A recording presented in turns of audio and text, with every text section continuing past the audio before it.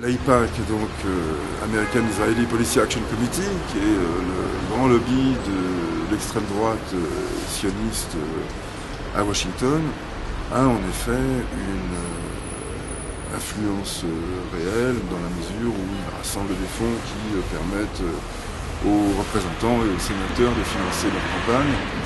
Et dans le contexte électoral américain, ça compte énormément.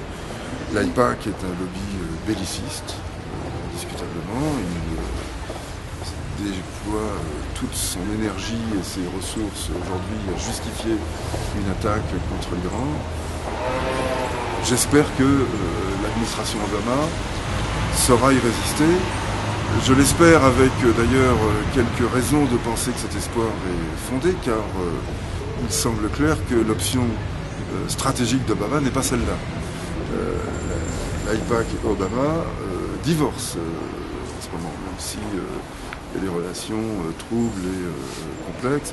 Et on voit aujourd'hui qu'entre Tel Aviv, entre le gouvernement israélien et l'administration américaine, il y a de l'eau dans le gaz, ce qui est pas une mauvaise nouvelle en soi.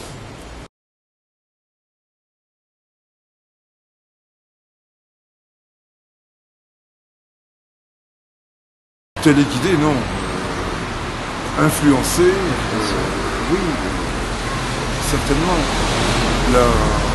Téléguidé, enfin, François Hollande est dans une tradition politique qui est absolument sans mystère.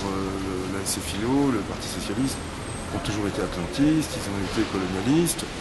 Je ne dis pas qu'ils le sont aujourd'hui comme ils étaient dans les années 50, par exemple au moment de l'attaque contre l'Égypte en 56, mais enfin il y a une sorte d'arrière-fond politique, idéologique qui est là, et l'idée qu'on est en quelque sorte des garants de la morale, une espèce de shérif universel, est encore présente dans les têtes d'un certain nombre de dirigeants socialistes ou démocrates américains. Ça, en effet, donc c'est dans cette mesure-là qu'il y a une certaine influence.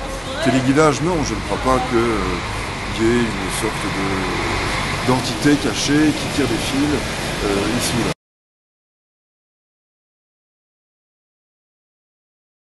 Pour ce qui est de l'Iran,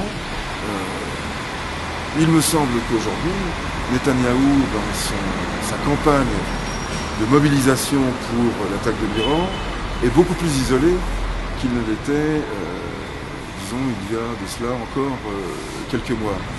La présidence Rouhani en Iran, la nouvelle posture politique que l'Iran affiche, tout cela va dans le sens d'un rapprochement, d'une négociation, de la construction d'un nucléaire civil en Iran et d'un accord, enfin j'anticipe naturellement, mais je pointe là une direction, une option qui est prise.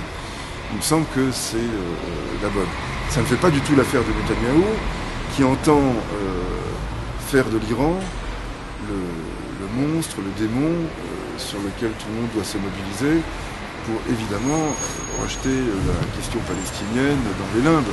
Ça c'est l'évidence même, c'est cousu de fil blanc, tout le monde le voit, et j'espère que les conséquences de cette visibilité seront positives. Et pour l'instant, disons, je suis plutôt optimiste, bien que je reste méfiant.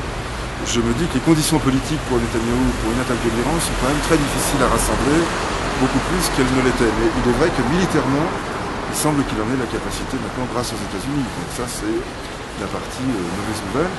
Et comme ce type est un psychopathe dangereux, je pense que les risques ne sont pas écartés, bien